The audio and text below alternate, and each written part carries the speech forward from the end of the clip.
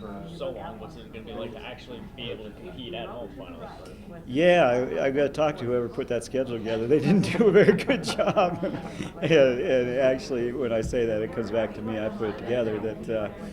It's a very good schedule. It's just a lousy home schedule for getting exposure here and building some momentum with a home area and so forth. So yeah, it feels really good not to be getting in a plane or a bus and just take care of business here and show up for the match. And this is really is kind of exciting. I joke and say it was Linda's idea for a while, and we kind of got it just everything lined up to where this seemed to be the time to do it when both schools, Michigan State's coming in, and that was just kind of serendipitous. It wasn't planned, and we were having difficulty getting the Coliseum floor, and said, well, this seems like the gods are telling us this is the time to do this. And there's been a lot of interest, just that you're here and on the street someone will stop me and say, what's this about? And someone that wouldn't traditionally come to a match is saying, I'm pretty interested, I think I'll stop by. So, if nothing else, and it creates that kind of buzz, it creates that kind of interest to get some people into the stands, I think it's been well worth it if what I'm feeling turns out to be true. And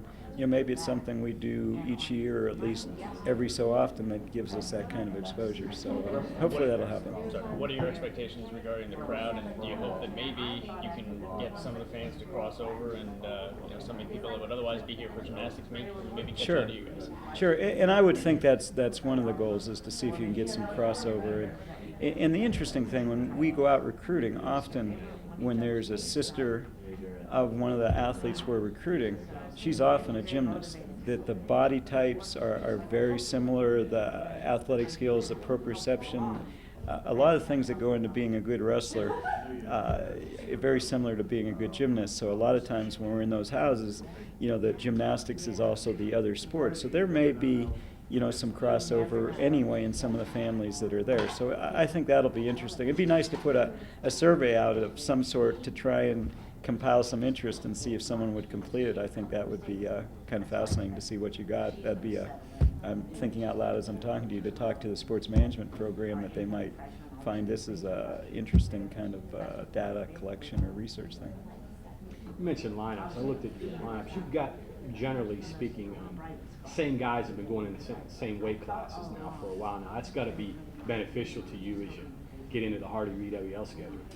Yeah, I think we're getting settled in. That there are a couple changes we could have that may help us. That a Lance Bryson, who 2 years ago had over 20 wins as a true freshman, and he had he was part of our list of walking wounded last year, had 2 shoulders operated on, and he's almost ready to come back at 74. And 74 has been moderately productive, so that could give us a bump. But I don't think he's going to be quite ready this weekend.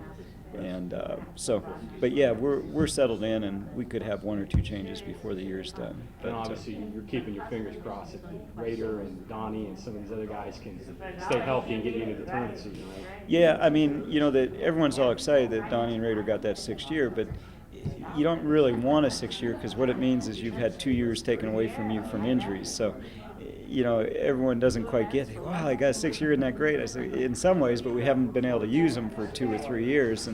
And both are healthy to a point, but we've got to, like you said, it's a little bit cross your fingers and hope they get a senior year where they really get a chance to finish with something that's representative of how good they've become. You alluded to matchups. What are some of your concerns with Michigan State on Friday? Well, I just looked at, where we're strong, they're pretty strong, and that can work out really advantageous if you win those toss-up matches, or you could wrestle really well and lose by a point. And in wrestling, it doesn't reflect how that comes out. So I think one of their better wrestlers is going to go against Raider, one of their better wrestlers is going to go against Donnie, one of their better wrestlers is going to go against Matt Ryan. And that's kind of how it was at Illinois, where we turned around. All 3 of those guys, Donnie, Raider, and Ryan, had been defeated by Illinois' wrestlers earlier, and we turned those around to wins, which allowed us to win a great dual meet.